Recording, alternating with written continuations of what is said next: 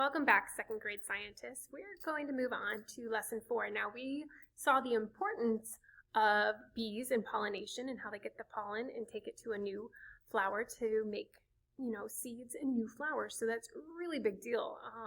But we are going to find out even more on why do we need bees. And to start that off, take a look at these. Do you know what these are? Or what this is? What is it? Links? Yeah. Or chains. And do you know what chains are used for? They hold things, right? They work together. And then the individual parts are called links, okay? So, a link. And we're going to find out, so what would happen to this chain if part of it cracked or broken? Would it all be together? No, we'd lose part of it. It's no longer this long chain if part of it gets removed, right? And we're going to learn why this is important. And they're all linked together. Okay, so first we're going to watch a Brain Pop food chain video.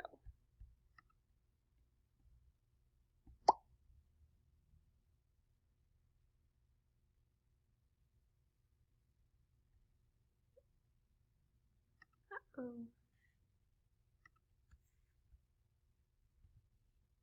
Dear Tim and Moby, are plants always at the bottom of the food chain? From Doug. In any given ecosystem, all living things are linked together by what they eat. Organisms depend on each other for nourishment to survive, and this joins them together in something called a food chain. In this one lake, there are many different food chains at work. Plant plankton are eaten by small animals, say shrimp. Shrimp are eaten by fish, which are eaten by even bigger fish until the bears that hang around the lake decide to go fishing. What would happen if we caught every last shrimp in the lake and had a big barbecue? Well, the fish that depend on the shrimp for food would go hungry, and the population would dwindle.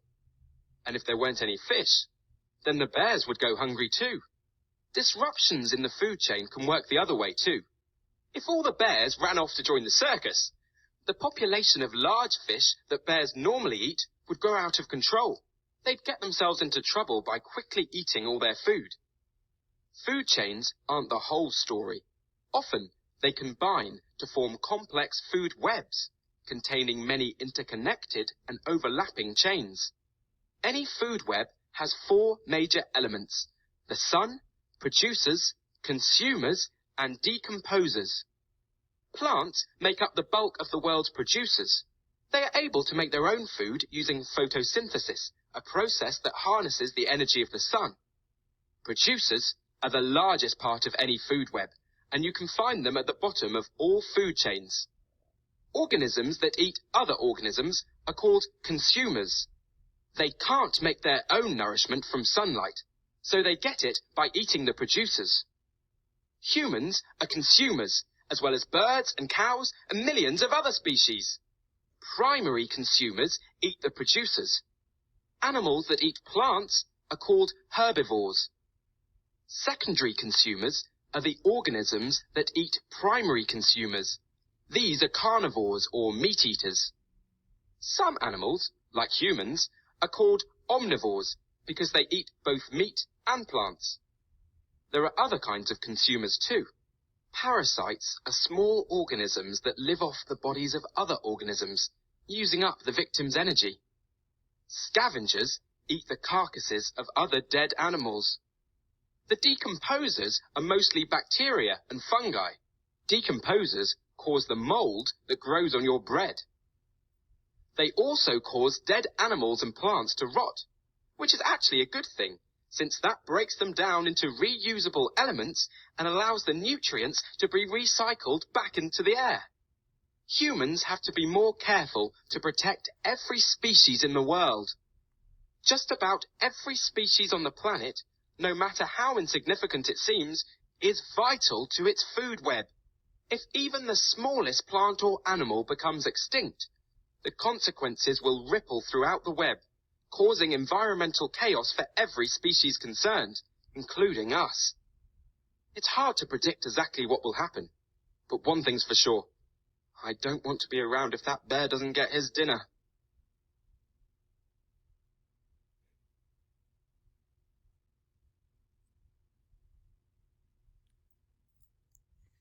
That was nice. Okay, so we learned a little bit about food chains, right?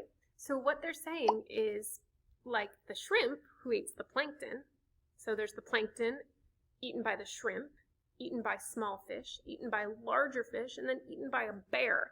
That's a chain. Everyone's a certain link. Plankton, shrimp, little fish, big fish, bear, and it could keep going. But if any part of that chain is removed, it affects the other parts of the chain, because they may not be able to have access to food. So kind of interesting. Just like a bike chain. Think about a bike chain. If one chain were to be broken, what happens? Yeah, you can't pedal, right? So we need to be very careful on how we treat species. So we're going to learn a little bit more about this.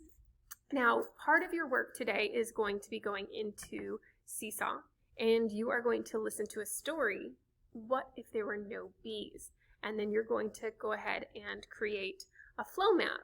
You're going to talk about why we need bees and list as many reasons as you possibly can think of on why we need bees. The second part is going to be creating a flow map with a bee in a food chain, but we're not going to do that quite yet. So pause me if you want to do the first part, or if you want to continue on, we can continue on and then come back, and you can do both activities at the end of this video. Okay, we're going to watch another video, and this one's good because you're going to need this information. What happens if all the bees died? Bees play a crucial role on Earth. Some even claim that if they go extinct, humanity would be next. So with the dramatic decline in bee population, should we be worried? What happens if the bees all die? Simply put, if a plant produces a flower, you can bet that bees help them reproduce. This long-standing working relationship evolved with flowers being bright and fragrant to attract bees, and the bees' fuzzy Velcro-like bodies helping them to efficiently transfer pollen from the male part of the plant to the female part. This seemingly simple mechanism is directly responsible for the production of 70% of fruits, vegetables, seeds, and nuts we consume on a daily basis. 70%, which translates into almost $200 billion in global agriculture revenue. This huge responsibility is accomplished by droves of commercial bees reared by professional beekeepers for the sole purpose of being transported to farms or orchards to pollinate crops. But since 2006, these hardworking, busy bees have been mysteriously disappearing. This colony collapse disorder has seen an average of 1/3 of commercial bees abandoning their hives. In fact, some beekeepers have even reported that 90% of their bees have simply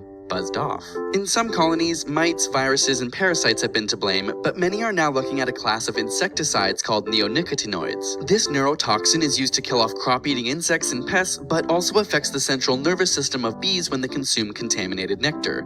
And since nectar is brought back to hives, the entire colony can be affected, leading to mass confusion and disorientation. On top of this, other factors such as extremely cold and long winters, a lack of genetic diversity in commercial bees, and less variable nectar in the fields may be at fault. If the trend continues, entire food chains and webs may be at risk. Take almond plants, for example. The hulls of these nuts are used as feed for farm cattle and chickens.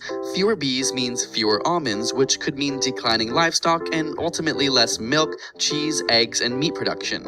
Not to mention, almonds are used in cereal, baking, and many other food products.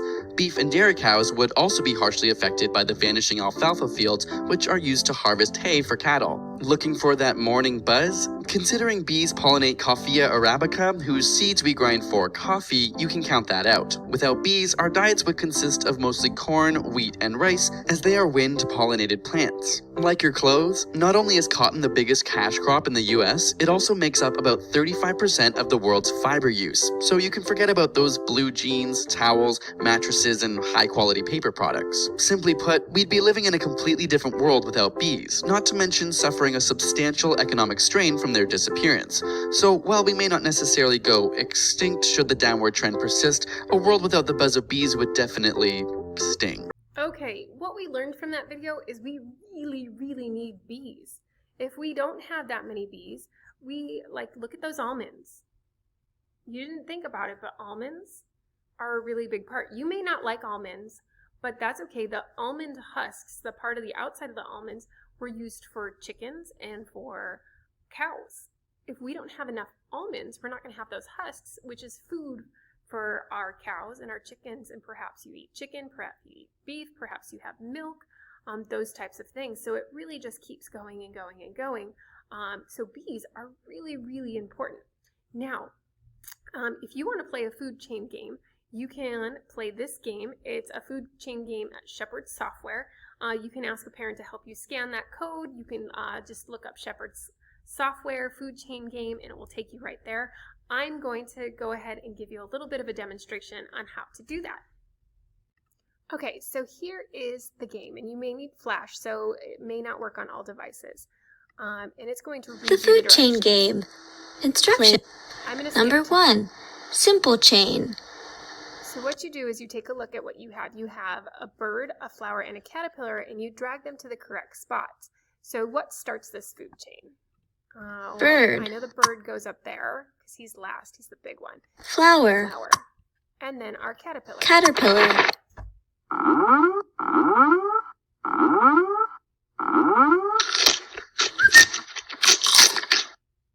Too easy? Try number 2, bigger chain. And if you make a mistake, Mouse. it will take it back. So that's kind of a fun game. It gets harder and harder. So if you want to play, go ahead and play it online. Okay, scientists. So that game is optional, but it's really a lot of fun. So if you have time, go ahead and play that. You are going to finish on a seesaw activity by drawing a flow map. You're going to create a bee food chain. So you got to think of a food chain that has bees in it. So with the food chain game, it will make it a little bit easier for you to understand how the food chain really is set up. But I gave you a hint to start with the flower. And then what eats the flower or visits it is our bee. And if you can't think, I'm going to tell you that birds do eat bees. So I'll give you another hint there. And then you can think about what may eat a bird. So that's a really fun activity. I can't wait to see the food chains you make. And I'll see you next time. Bye.